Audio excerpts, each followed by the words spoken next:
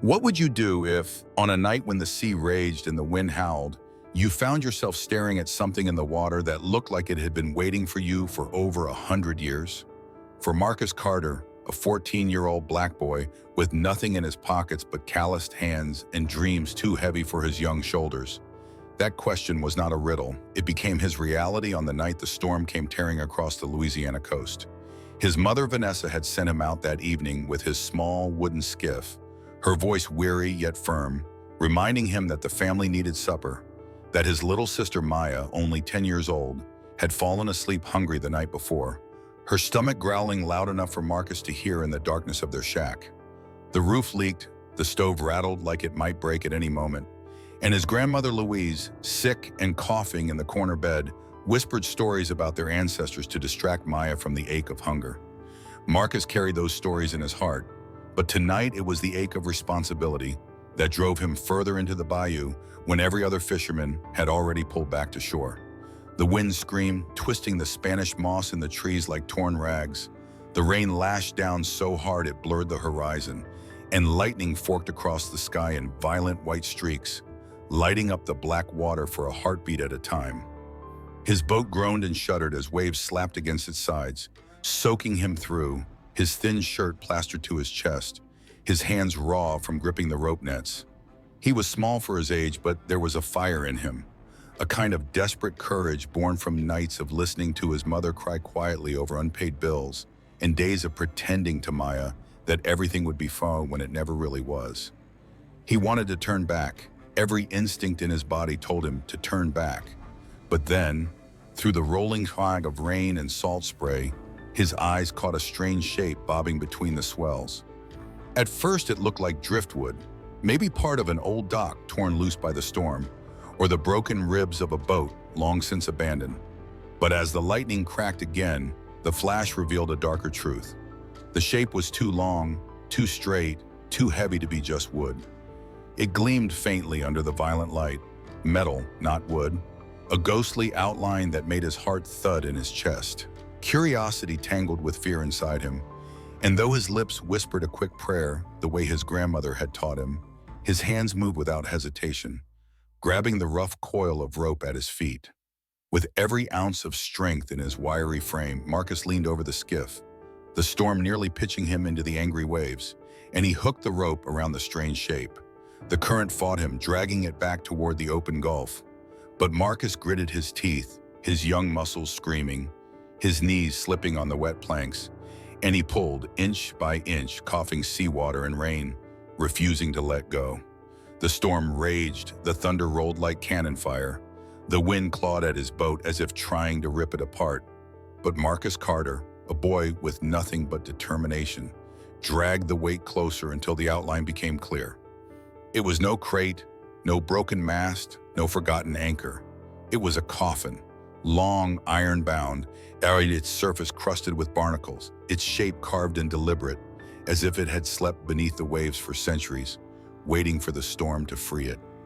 In that moment, lightning split the sky again, and the sea itself seemed to whisper through the roar of thunder, "You were meant to find this." Be sure to like this video, subscribe for more real stories, and share your thoughts in the comments. Your support helps keep the fight for justice alive.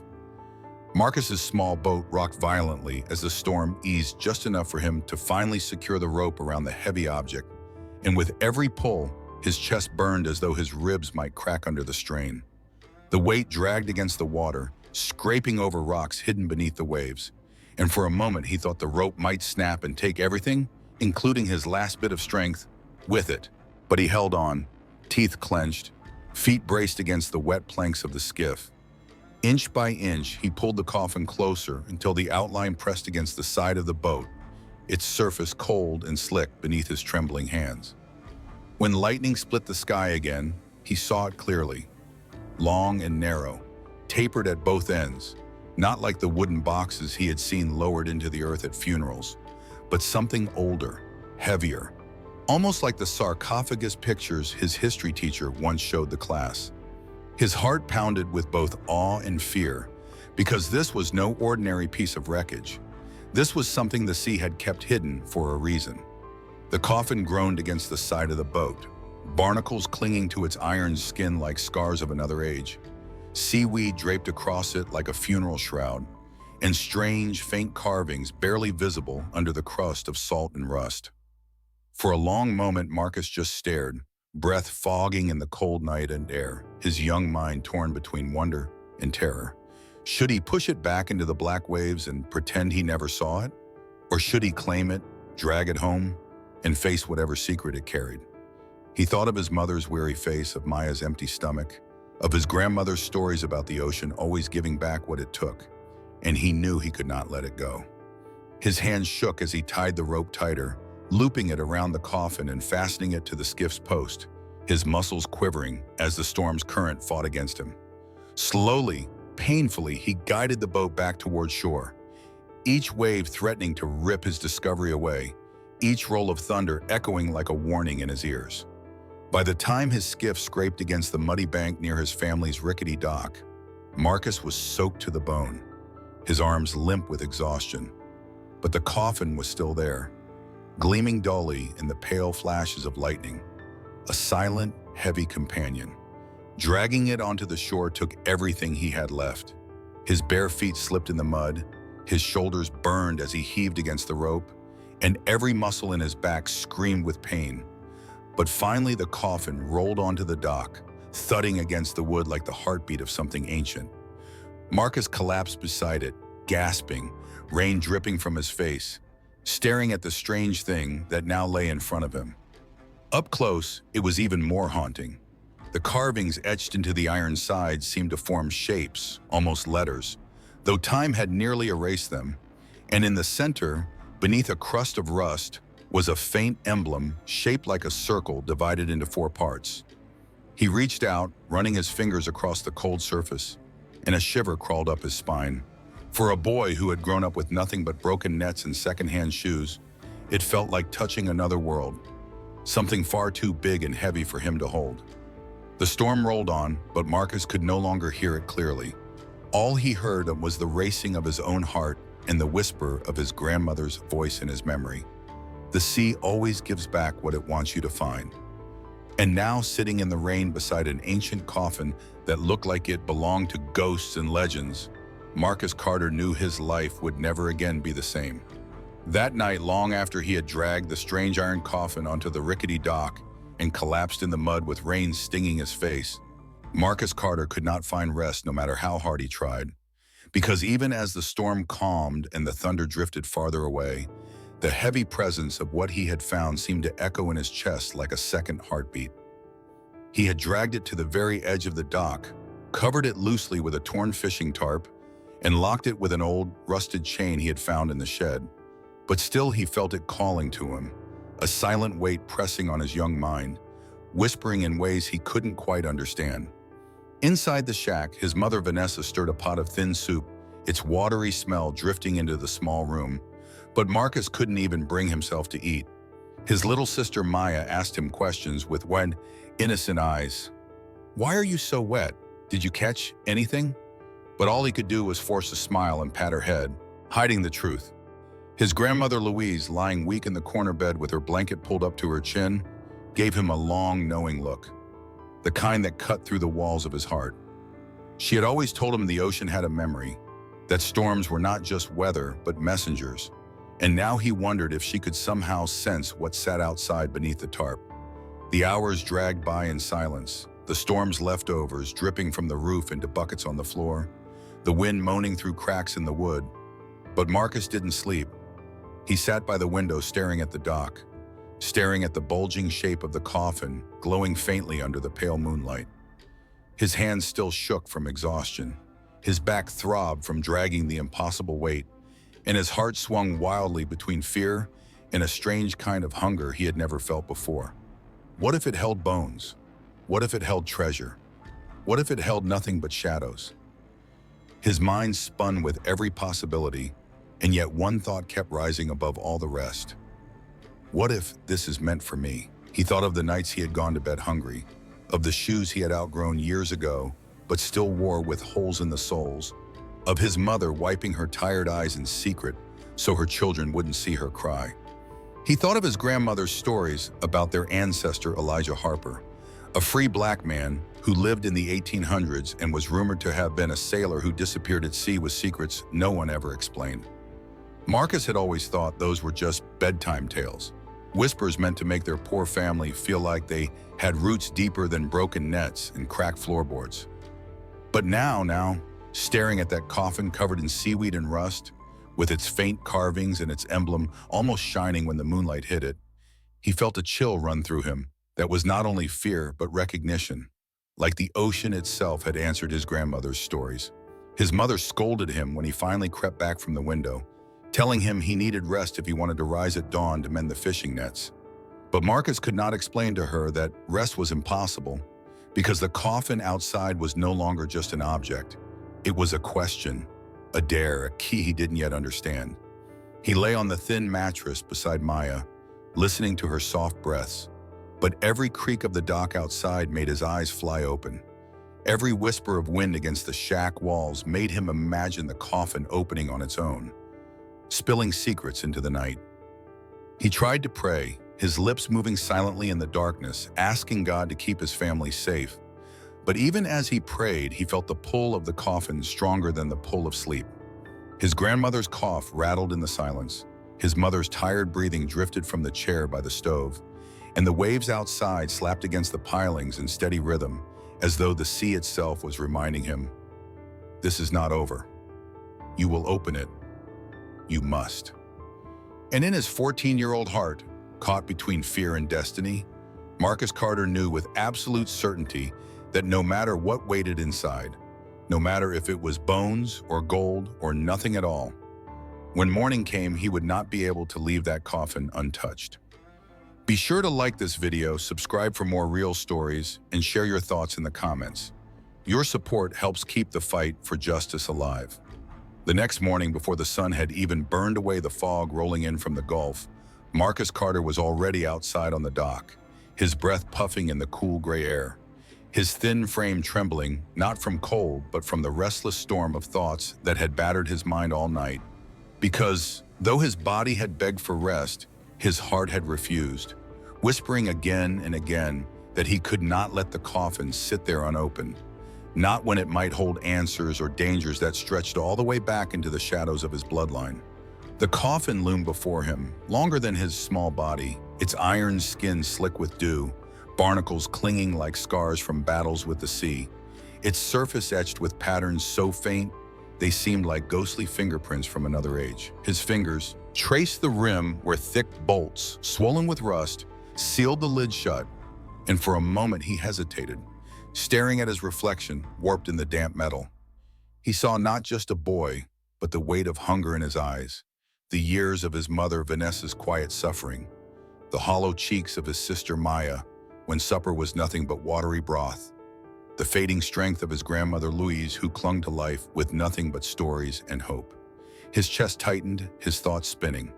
If there was treasure inside, it could save them all. If there were bones, at least it would be history, proof that his grandmother's words about Elijah Harper were not only tales whispered in the dark. With a deep breath, Marcus fetched the few tools he had, an old crowbar bent with age, a hammer with a cracked handle, and his own raw determination. He knelt on the wet wood, prying and hammering, the clangs echoing across the silent bayou like gunshots, startling birds from the trees and sending ripples through the water as though even the sea was listening. Sweat beaded his brow, though the morning air was cool, his small muscles straining as he forced the crowbar beneath one of the rusted bolts. His teeth clenched until his jaw ached, and with a groan of metal that made his skin crawl, the first bolt snapped loose and rolled across the dock. His heart thudded louder, not just from the effort, but from the knowledge that the coffin was giving way, that the silence of more than 100 years was about to break beneath his hands. One by one he attacked the bolts, each one a war between boy and time. Some crumbled with rust and gave easily. Others resisted like they were welded by the ocean itself, and every time his arms shook, every time his back screamed with pain, he thought of his mother's tired eyes and pressed on. Hours bled away, the sun climbing higher until it burned through the mist. But Marcus hardly noticed. He was drenched in sweat, his palms blistered, his shirt clinging to his skin, his breath ragged as though he had aged years in a single morning. At last, only the final bolt remained at the base, fused so tight it looked like part of the coffin itself. And for a long moment, Marcus simply stared at it, his chest rising and falling, his whole body trembling with exhaustion and anticipation. He whispered his ancestor's name, Elijah Harper, as though speaking it would give him strength, then lifted the hammer once more and brought it down with all the fury his young arms could summon. The bolt cracked, sparks leaping into the air as metal screamed against metal, and then with a sharp snap that echoed into the trees, it broke free. For a moment, silence fell over the dock, thick and heavy, broken only by the whisper of waves against the pilings, as if the whole world was holding its breath. Marcus gripped the edge of the lid with trembling hands, pried the crowbar beneath it, and pulled, his heart hammering so hard he thought it might burst from his chest. The lid groaned, a low, hollow sound like the moan of something waking from a century of sleep. And as he forced it upward, inch by inch, a rush of stale, cold air escaped, carrying with it the scent of iron, salt, and the dry taste of time. Bam.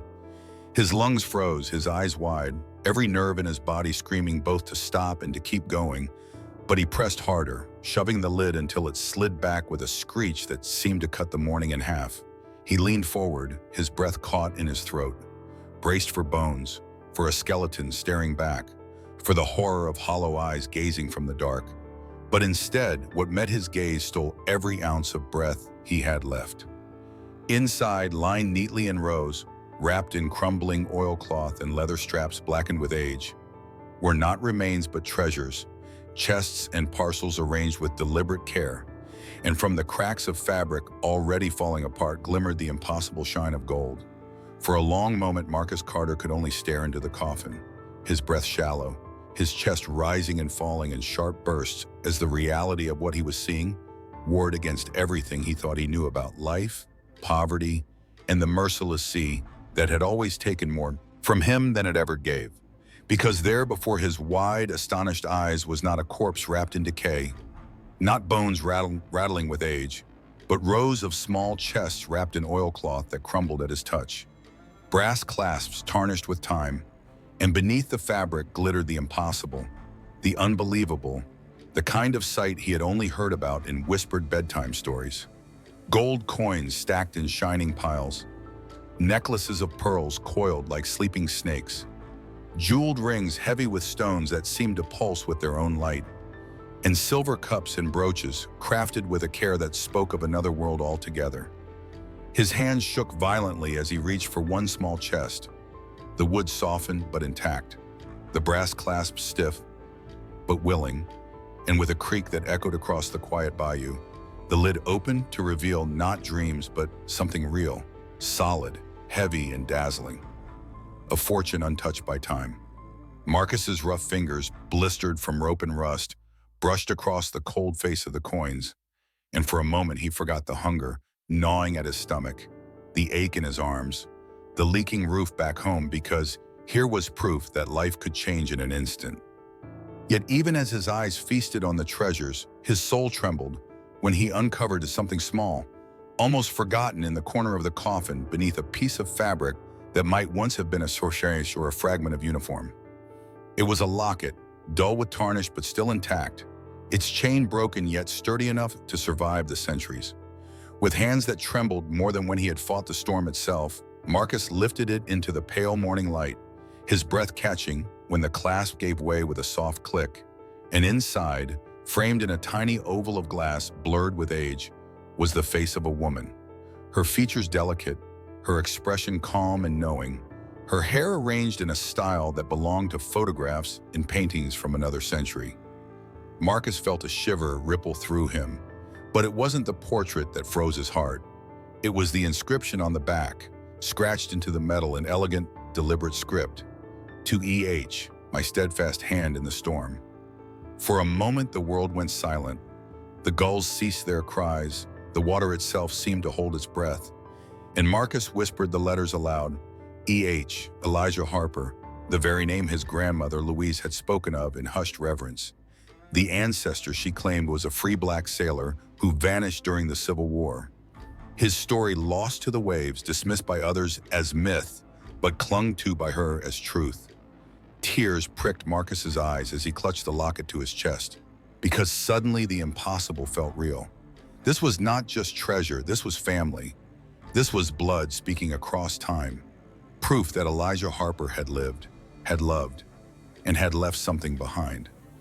He could almost hear his grandmother's weary voice telling him that their people had not always been invisible, that they had roots deeper than poverty, that once upon a time a man bearing their name had stood against storms and secrets.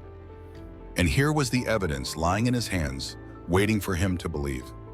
Marcus thought of his mother, who had spent her whole life bent under the weight of bills and broken promises, and of Maya, too young to carry such burdens, yet already learning the taste of hunger. And in that moment, he realized the coffin was more than gold, more than jewels, more than the weight of history. It was a bridge, a message carried by the sea itself to a boy who had nothing, whispering that his story did not begin in a shack on the bayou, but in courage, in sacrifice, in a legacy that had been hidden until the tide returned it. His heart pounded with pride and fear all at once. Because if this was true, if Elijah Harper had defied the world to hide this treasure from hands that would have used it for chains and war, then Marcus now carried that same responsibility, and it was heavier than any rope, any net, or any coffin dragged from the sea. He pressed the locket against his lips, whispering, "Thank you," though he didn't know if he was thanking the woman in the portrait, Elijah himself, or the ocean that had chosen him. But in that instant, he knew one thing with absolute clarity. His life was no longer ordinary. His family's story was no longer forgotten, and the sea had given him not just gold, but the truth of who he was. Be sure to like this video, subscribe for more real stories, and share your thoughts in the comments. Your support helps keep the fight for justice alive.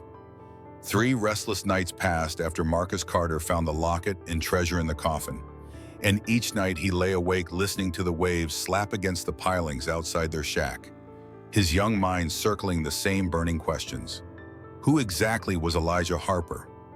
Why was his name carved into history only through whispers? What had truly happened to the ship that carried this coffin? And why did it all end up in his hands, dragged from the sea by a boy too poor to own shoes without holes in them?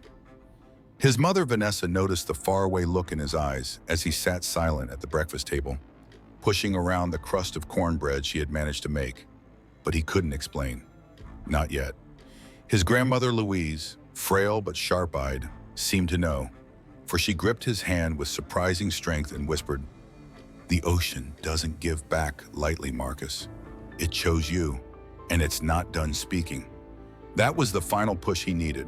At dawn on the 4th day, he slipped from the house with the locket tucked in his pocket and his best friend Tyler Green trailing behind him, a boy the same age but born into a different kind of struggle.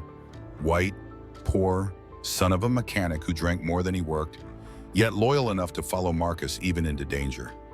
They rode their bikes into town along the cracked road lined with moss-draped oaks, the morning air heavy with the scent of brine and pine, until the weathered sign of the St. Augustine Public Library came into view, a clapboard building with peeling paint, crooked shutters, and a bell tower that leaned slightly like an old man tired of standing straight.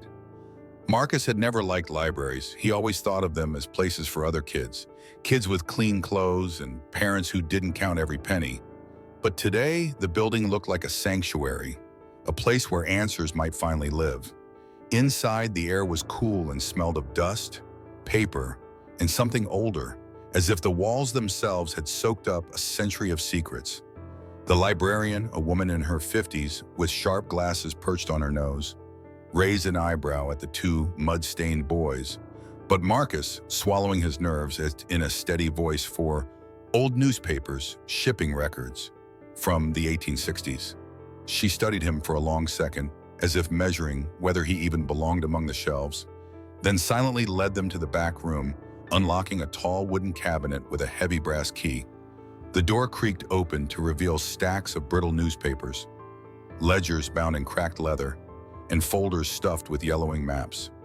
Marcus's hands shook as he pulled out the first bundle, his heart beating faster than when he had pried open the coffin, because this was another kind of treasure hunt. Not for gold, but for truth. Hours passed as he turned to fragile pages, squinting at faded ink, his lips silently sounding out names of ships long forgotten. Tyler grew restless, drumming his fingers on the table, but Marcus pressed on, driven by something stronger than curiosity, something almost spiritual, as if Elijah himself were leaning over his shoulder whispering, "Keep looking, boy. Don't stop now." Finally, as the afternoon sun slanted through the dusty windows, he found it, a small article from August 1864, half buried at the bottom of a page in the Wilmington Journal.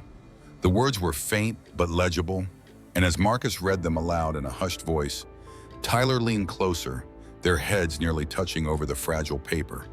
The article spoke of a Confederate ship called the Magnolia Belle, reported lost in a storm while transporting important officers and financial cargo along the coast. The piece noted that no survivors were ever found, no wreckage ever confirmed, but then Marcus's eyes froze on a single line that made his stomach clench. One passenger of interest was a free man of color, identified as Elijah Harper, age 30, employed as navigator and translator, traveling under military exemption. Marcus's breath caught so sharply that the librarian glanced over, but he didn't care. His heart was pounding, his vision blurring, because here it was, proof written not in family whispers, but in ink preserved for over a century. Elijah Harper had been real, had been there, and had vanished with the sea exactly as Grandma Louise had said. His hands trembled so hard the page rattled, and he whispered Elijah's name again and again, as though the syllables alone gave him strength. Tyler gaped at him, muttering, "Man, this is crazy. Your family's in the history books." But Marcus barely heard him, because the weight of the discovery pressed down like an anchor. Elijah wasn't just a myth.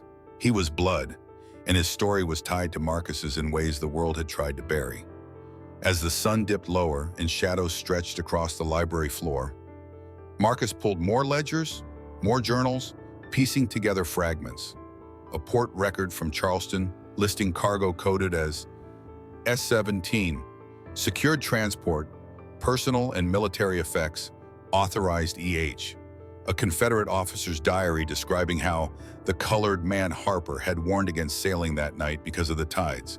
A final entry written in hasty script. He vanished with the sea.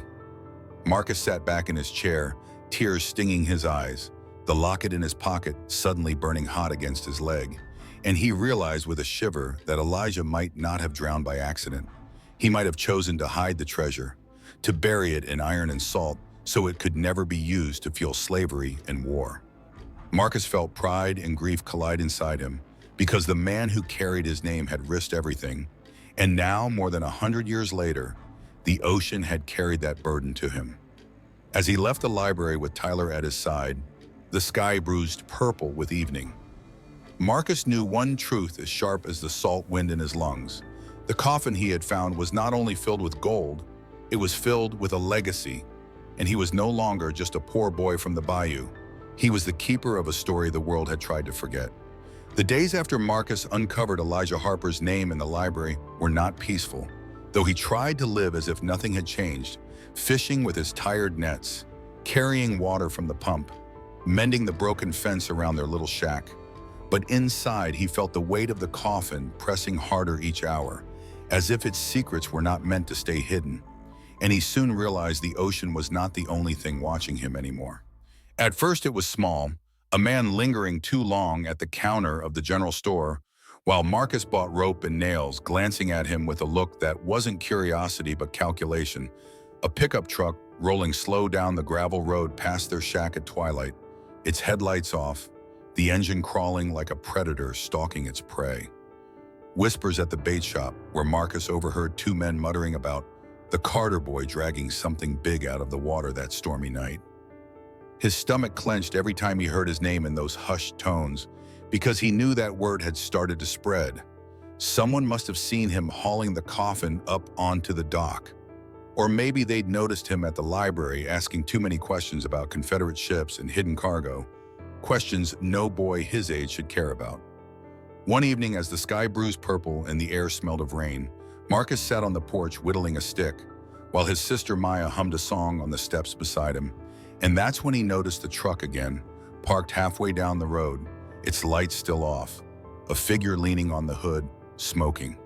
Fear shot through him like ice water, but he forced himself to stay calm because Maya was watching, and he couldn't let her see the storm building in his chest. Later that night, long after his mother Vanessa had fallen asleep in the chair by the stove and his grandmother Louise had drifted into coughing dreams, Marcus heard the crunch of gravel outside, soft and deliberate, the sound of boots moving where no boots should be. He pressed his face to the cracked window and saw them clearly under the pale wash of moonlight. Jace Milner, a wiry man in his 20s with a permanent sneer, the kind of troublemaker the town had tolerated for too long, and beside him the heavier shape of Eddie Ross, older, broad-shouldered, eyes cold as steel, a man Marcus knew by reputation as the one who could make people disappear into debt or ruin with nothing but a smirk. They were standing near the dock, staring at the tarp-covered shape of the coffin, their voices low but sharp. Marcus's stomach knotted, his fists clenched, because he understood in that instant that what the sea had given him was no longer only his. Greed had smelled it, greed had found it, and greed would not let go. He slipped silently back to bed, heart pounding so loud he thought it might wake his family, clutching the locket in his pocket like a shield, whispering Elijah's name under his breath, and he swore to himself that no matter what came, no matter if it was men like Jace and Eddie, or storms worse than the one that had delivered the coffin, he would not let the treasure, or the story inside it, fall into the hands of those who only saw gold and not legacy. The ocean had chosen him. His bloodline demanded it, and though he was only 14, poor and barefoot in a world that barely saw him, Marcus Carter felt a fire rise in his chest that told him he would fight, even against the darkness now gathering on his doorstep. The night it finally happened, the air was so heavy with silence that even the crickets seemed to have gone mute, as if the whole bayou was holding its breath. And Marcus Carter, lying on his thin mattress beside his sister Maya, felt the unease before he heard the sound, that soft crunch of gravel outside, slow and deliberate, the way a predator tests each step before the kill. His eyes flew open, heart pounding against his ribs, and when he turned his head toward the window, he saw it. The flicker of flashlight beams cutting through the slats, dancing over the dock, stopping at the tarp where the coffin sat like a sleeping giant. He slipped out of bed, careful not to wake Maya, and crept barefoot across the creaking floor, each board groaning like it might betray him, until he reached the corner where his grandmother's cough rattled weakly and his mother snored in exhaustion in her chair by the stove. For a moment, he almost shook them awake, but something in his blood told him no. This was his burden, his fight, his legacy to protect. He grabbed the heavy flashlight from the shelf, the old Navy knife his uncle had once left behind, and slipped out the back door into the damp night air. The fog clung low over the bayou, and the smell of wet earth and salt filled his lungs as he crouched in the shadows of the pines. His heart thudded harder as he drew closer, and then he saw them. 3 figures crouched at the shed, tools in their hands, whispering curses at the rusted lock. Jace Milner's wiry frame was bent forward, his sneer illuminated by the pale light of his own torch, while Eddie Ross stood behind him, broad-shouldered, crowbar in hand, his cold eyes darting around the yard as if he already smelled Marcus's fear in the air. A third man, unknown to Marcus, leaned against the pickup truck, scanning the road nervously, but his stance made clear he was the kind who followed orders, not gave them. For a moment, Marcus felt the weight of his 14 years like a chain dragging him down, the voice of reason whispering that he was just a boy, that he should run, that he should hide. But then his fingers brushed the locket in his pocket, and he heard his grandmother's voice in memory. The ocean chooses its keeper, and he knew he could not turn away. His stomach churned with terror, but his feet moved anyway, carrying him across the yard until he stood just at the edge of the dock, his silhouette framed by the dim moonlight. "Step away," he said, his voice low but steady, and for a moment the 3 men froze as though the night itself had spoken. Jace turned first, his smirk curling across his face when he saw it was only a boy. "Look at this," he drawled, mockery dripping from his tone, the little fisherman guarding his prize. Eddie didn't laugh. His gaze was sharp, calculating, as he stepped forward, crowbar in hand, the muscles in his jaw tightening. "We know what you found, boy," he said, his voice like gravel dragged across metal. "You don't get to keep it. That ain't how the world works." Marcus's grip tightened on the flashlight, his knuckles white, his knees trembling so hard he thought they might give out. But he lifted his chin and forced his words through the lump in his throat. "It doesn't belong to you. It doesn't belong to anyone greedy. It's history. It's family." The men chuckled at his boldness, but Eddie's eyes narrowed with something colder than laughter, and he took another step closer, the crowbar glinting in the pale light.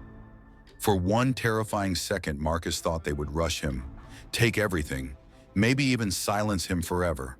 But something stronger than fear burned in his chest. He raised the flashlight like a weapon, the Navy knife gleaming in his other hand, and shouted with a force he didn't know he possessed, his voice cracking but fierce.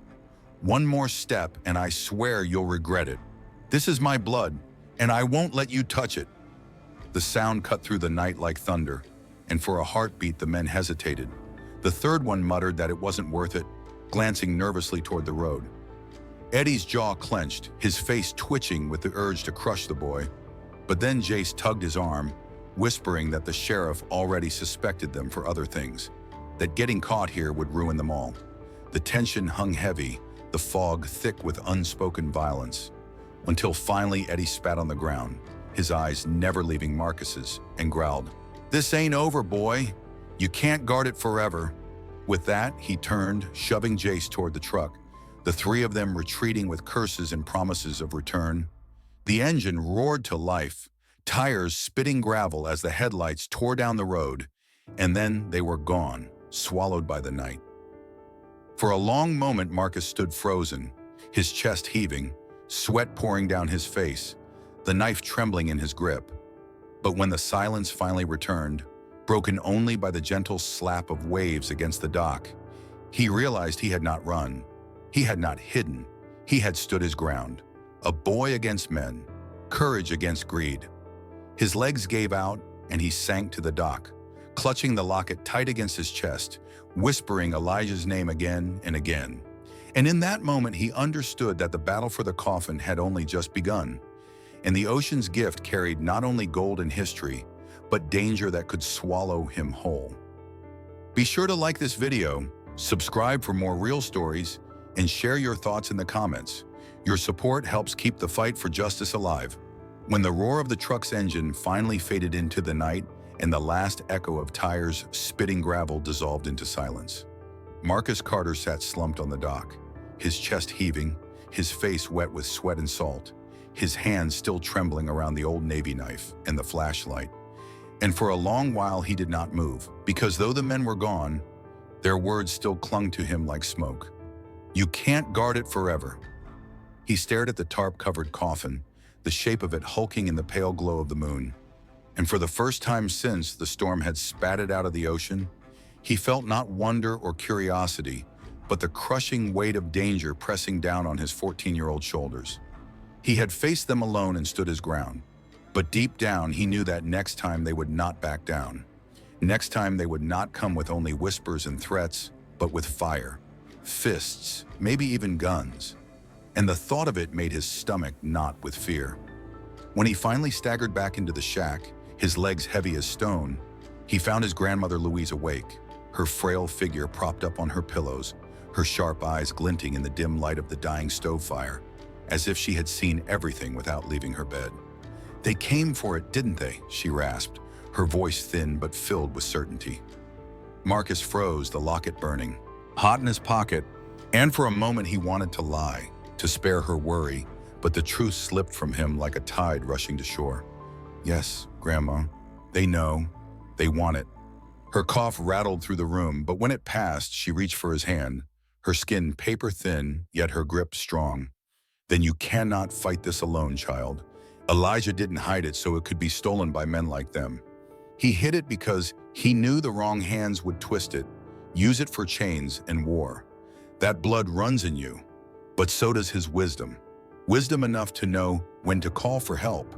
His throat tightened, tears pricking his eyes, because he wanted to be strong, to believe he could guard it with nothing but his fists and his will. But deep inside, he knew she was right. He was only a boy,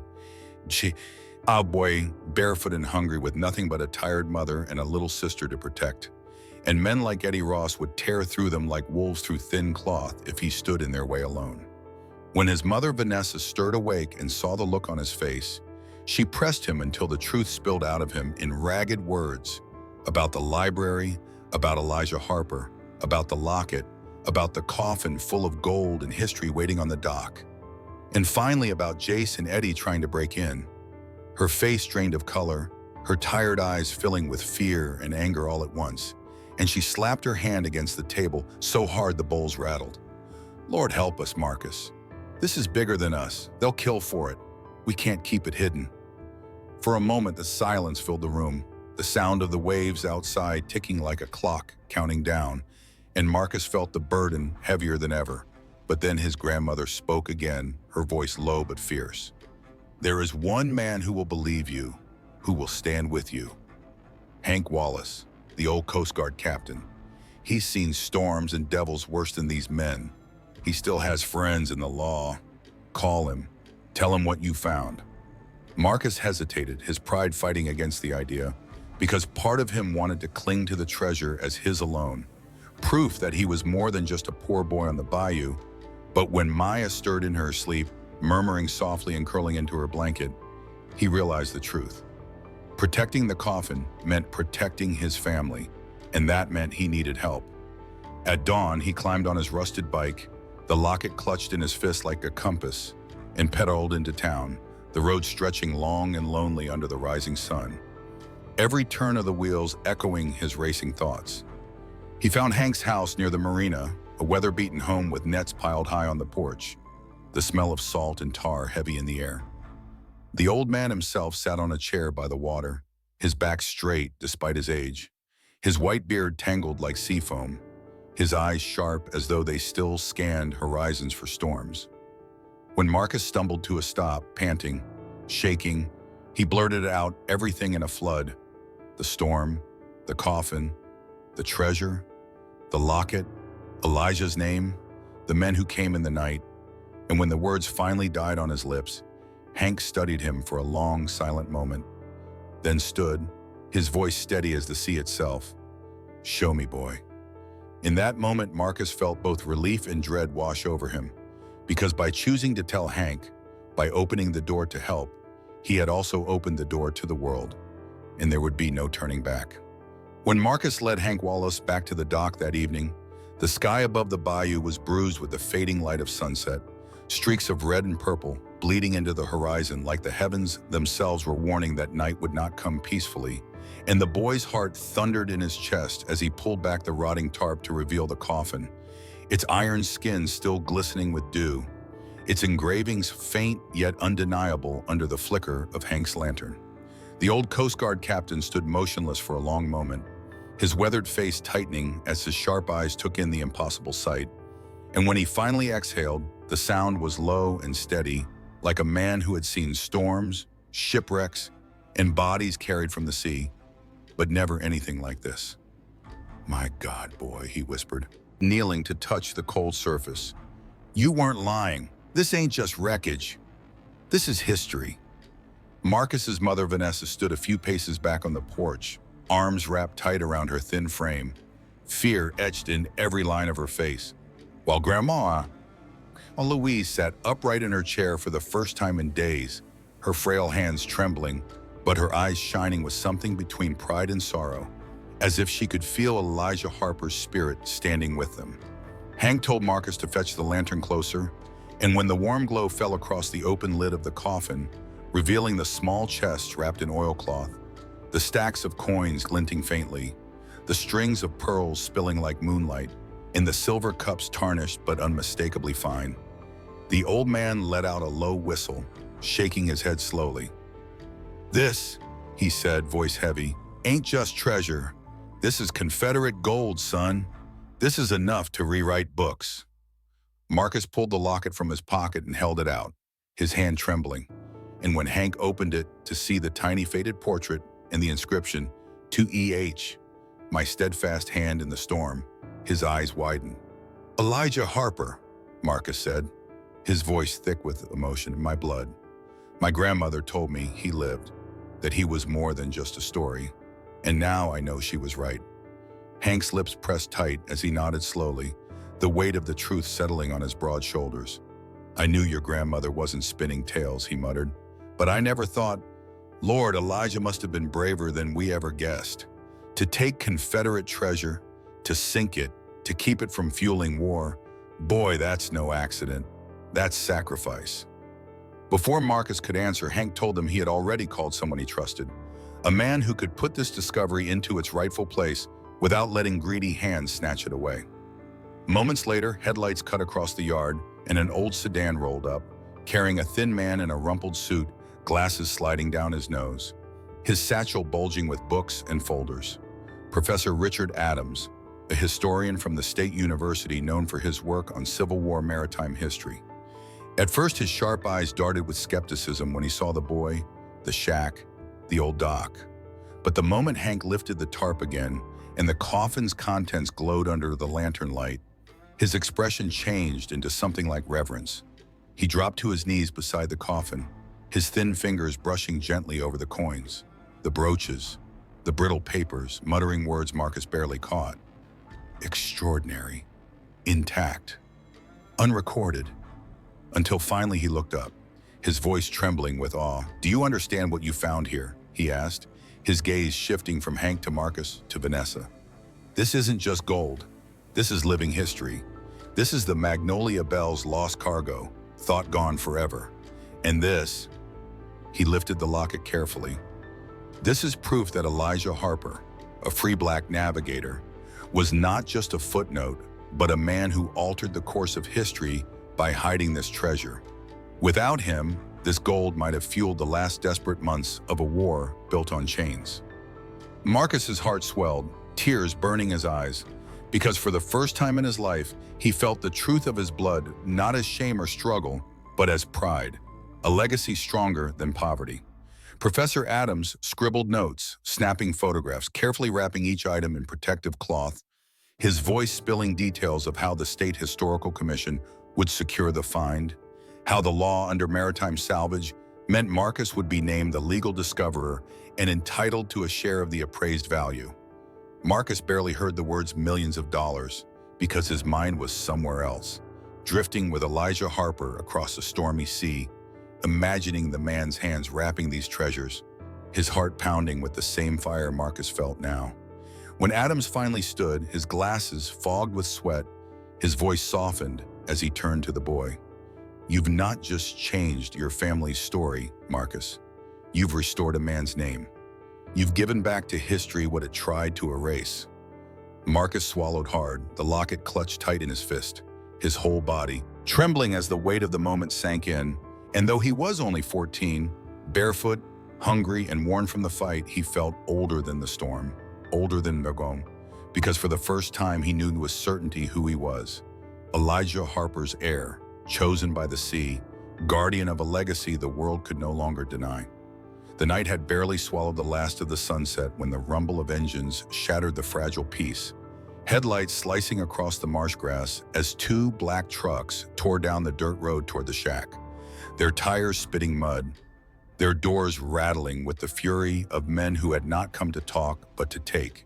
And Marcus felt his chest tighten because he had known this moment was coming, known from the first time Eddie Ross's shadow fell across the coffin that there would be no peace until blood or justice settled the matter.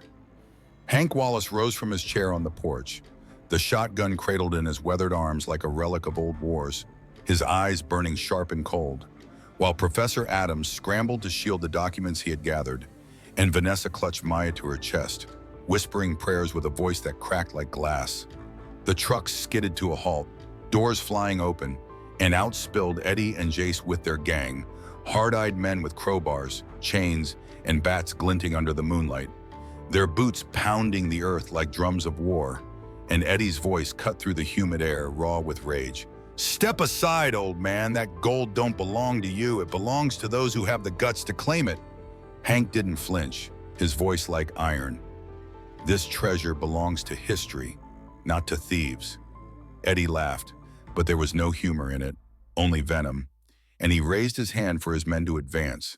But before they could move, Marcus stepped forward, his body trembling, but his chin high, the locket clutched in his fist, his voice breaking yet loud enough to pierce the night. "This belongs to Elijah Harper. My blood, my family, you won't take it. Not from me, not from us." For a heartbeat, the world froze, the villains sneering, the waves slapping against the dock, the lantern light flickering across Marcus's face, and then everything broke loose. Eddie charged, his chain swinging, Jace rushing at Marcus with a crowbar raised, Hank firing a warning shot into the dirt that sent sparks and soil flying, Professor Adams shouting for calm, Vanessa screaming Marcus's name. And in the chaos, Marcus darted sideways, dodging Jace's blow, his bare feet slapping the dock as he grabbed the old Navy knife from his belt. Not to kill, but to cut the mooring rope, sending the Coffin's barge drifting back into the water just as Eddie lunged for it. The villains cursed, splashing into the shallow tide, grabbing for the floating Coffin. But the sound of sirens suddenly ripped through the night, red and blue lights flashing against the trees, Sheriff Dalton's cruisers roaring down the road, deputies spilling out with guns drawn, their voices booming commands. "Hands in the air! Drop your weapons!" Chaos turned to panic as Eddie's men froze, their chains falling uselessly into the mud, and Eddie himself, defiant to the end, tried to swing at a deputy, only to be slammed to the ground, his face pressed into the dirt, his voice spitting curses that carried no power anymore. Marcus stood trembling, chest heaving, knife slipping from his hand, his whole body burning with exhaustion. And when Sheriff Dalton approached, his eyes hard but not unkind, he looked at the boy for a long moment before saying, "Son, you just stopped a war tonight. You've done more for this town, for this history, than most men do in a lifetime." The deputies secured the villains, their trucks, their weapons, while Hank pulled the drifting Coffin back to shore with steady, practiced hands. And for the first time in days, the night felt still, the air no longer choking with fear, but opening like a door to something new. Vanessa rushed forward, wrapping Marcus in her arm, her tears hot against his skin, whispering, "You did it, my boy. You did it." And Grandma Louise, her voice frail yet strong, whispered from her chair, "Elijah would be proud." And as the villains were driven away in chains, and the treasure stood safe under the watch of the law, Marcus realized that the danger was over. Not because he had faced it alone, but because he had stood his ground, called for help, and fought with the courage of his blood, proving that even a barefoot boy could guard a legacy worth more than gold. The morning after the storm of violence, the sky over the bayou stretched clear and golden, as if the heavens themselves had wiped clean the shadows of the night. And when Marcus stepped out of the shack barefoot, the grass wet beneath his feet and the smell of salt sharp in the air, he could hardly believe the world he now stood in was the same one where, only days ago, he had been nothing more than a poor boy with calloused hands and an empty stomach, mocked for his rags and forgotten by the town. Sheriff Dalton had returned with officials from the state, men in press suits and women with cameras and microphones who crowded the dock to witness the Coffin being lifted carefully onto a barge and transported to the university's preservation labs. And though their voices buzzed with words like treasure, Confederate, maritime law, and millions, Marcus heard only the steady whisper of Grandma Louise, who sat upright on the porch wrapped in blankets, her frail hands gripping his, saying over and over, "You saved Elijah's name, boy. You saved it." Professor Adams held a press conference right there in the muddy yard, his voice carrying across the cameras as he declared Elijah Harper one of the greatest unsung heroes of American history. And when he named Marcus Harper, the barefoot, ragged boy who had discovered the Coffin, as the legal discoverer and heir, a murmur rippled through the crowd. And in that moment, Marcus felt the weight of centuries lift, his family's suffering transformed into dignity. The state commission promised scholarships for Marcus and his sister Maya, funds for Vanessa to restore their home, and a museum wing to be built in Elijah Harper's name. Its exhibits telling not of generals and conquerors, but of a black sailor who risked everything to deny a war its lifeblood. Hank Wallace clasped Marcus's shoulder, his voice gruff with emotion. "You've done something no man, no storm, no time could undo, son. You've made your blood a banner to fly proud. That night, when the cameras had gone and the marsh was still again, Marcus sat with his family by the dock, the lantern casting a warm circle around them, and he held the locket tight against his chest, whispering into the dark, "I found you, Elijah. I carried you home." And in the silence that followed, as the tide lapped gently at the posts and the stars flickered overhead like ancient witnesses, he thought he could almost feel a hand on his shoulder. Steady and strong, the spirit of the man who had defied empires standing with him.